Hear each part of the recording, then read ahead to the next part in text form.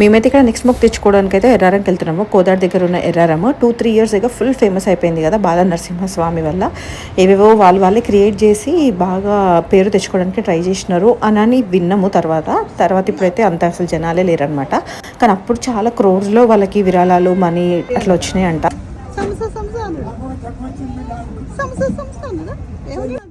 So వాళ్ళైతే temple construction కూడా start చేసిర్రు, కానీ ఇప్పుడైతే ఆగిపోయింది. అంత పేరు లేకపోవడం వల్ల కావచ్చు మేబీ. అండ్ మీరు మమ్మల్ని ఫస్ట్ టైం చూస్తున్నట్టయితే మేమైతే జర్మనీలో ఉండే ఒక తెలుగు కపుల్. మాకైతే ఒక 10 months ఏగో బాబు పుట్టిండు. సో ఇప్పుడు ఇండియాలో వెకేషన్ ఎంజాయ్ చేస్తున్నాము.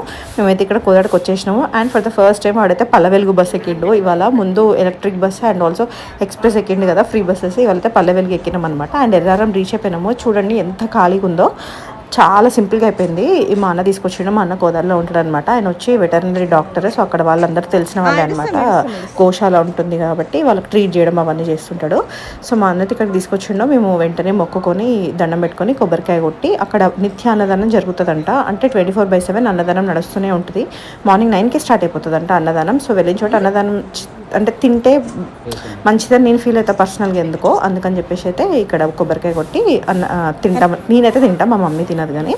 అండ్ ఇక్కడ నరసింహస్వామి ఎట్లా అంటే ఇట్లా మనం ముందు కనిపిస్తుంది కదా, అది కాకుండా సైడ్కి ఉంటుంది అనమాట, ఎల్లో కలర్ది. బట్ నాకు అది చాలా లోపలికి ఉండడం వల్ల అది షూట్ చేయలేకపోయినా. అదనమాట మా ఎర్రారం మొక్కు తీర్చుకొని మేమైతే రిటర్న్స్ రేపటికి వెళ్ళిపోతాము. That's all for today's video.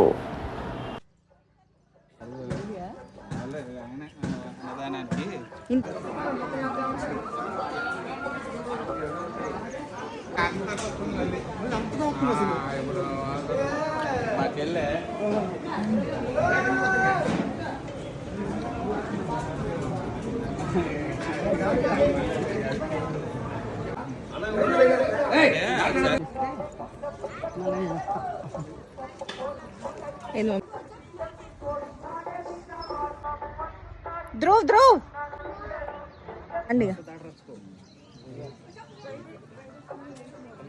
చేతికి పెట్టు. అయ్యో. అండ్ ఇంకో విషయం మర్చిపోయిన, రిటర్న్లో మహాలక్ష్మి దేవి ఆలయం దానికి జస్ట్ ఎర్రారం పక్కకే ఉంటుందన్నమాట. సో మా అన్న చెప్పిండు లక్ష్మీదేవికి సపరేట్గా టెంపుల్స్ ఉండడం కొంచెం రేర్, బట్ ఇది కొంచెం ఫేమస్ అయ్యేది కూడా. అప్పట్లో ఎర్రారం ఫుల్ ఫేమస్ అయినప్పుడు అక్కడికి వచ్చిన వాళ్ళందరూ ఇక్కడికి వచ్చి దర్శనం చేసుకుని వెళ్ళేవాళ్ళంట. ఫుల్ క్యూస్ ఉండేవంట అప్పుడు. ఇప్పుడైతే అన్నీ వెళ్ళబోతున్నాయి అనే టైప్లో మాట్లాడుతుండే ఈ పూజారి కూడా. సో ఓకే దారిలోనే కదా అని చెప్పేసి చూస్తావా అంటే సరే చూస్తాము అని అన్నాము మా అన్నతోనే. అందుకని చెప్పేసి ఇక్కడ ఆపిండు.